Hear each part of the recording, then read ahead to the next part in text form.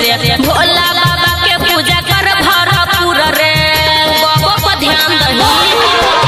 रे पूरा सावन रह भक्ति में चूर रे भोला बाबा के पूजा कर भरपूर रे यने ओने नहीं दो ही ध्यान यने ओने नहीं दो ही ध्यान खोला ले गे छौरी गाजा के दुकान लेवे खातिर आई बौगे जान सुबह शाम खोल ले गे छौरी गाजा के दुकान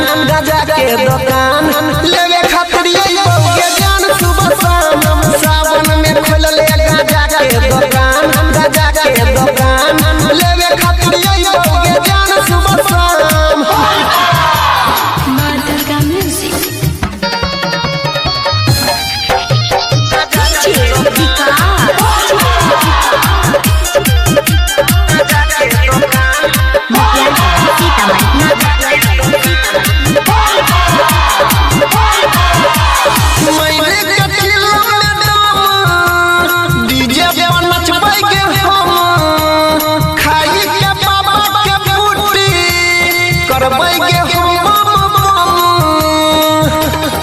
जाना सुना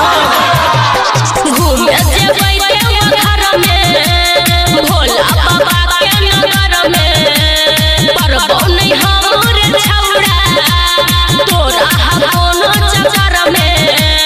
हमरा नहीं करल पर परेशान हमरा नहीं करल पर परेशान खोला ले गे छौरी गाजा के दुकान लेवे खातिर आई बौगे जान सुबह शाम खोल ले गे छौरी गाजा के दुकान लेवे खातिर आई बौगे जान सुबह शाम सावन में खोल ले गाजा के दुकान लेवे खातिर आई बौगे जान सुबह शाम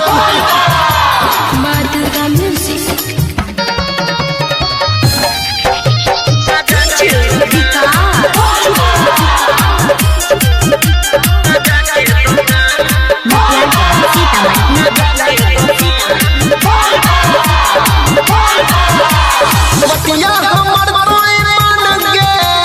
खेतो नहीं तोरा नुकसान गे सब कवरिया ये तो गोड़ी सुन तोरे तो बन गे बाबा के महिमा छै भारी जानै छै दुनिया सारी हम गजा होई छै रंग बिरंग के बीमारी सुमन सोना नहीं खोल जुबान अनिल सोनी बंद राख जुबान खोला ले गे छौरी गाजा के दुकान लेवे खातिर आई बौगे जान सुबह शाम खोल ले गे छौरी गाजा के दुकान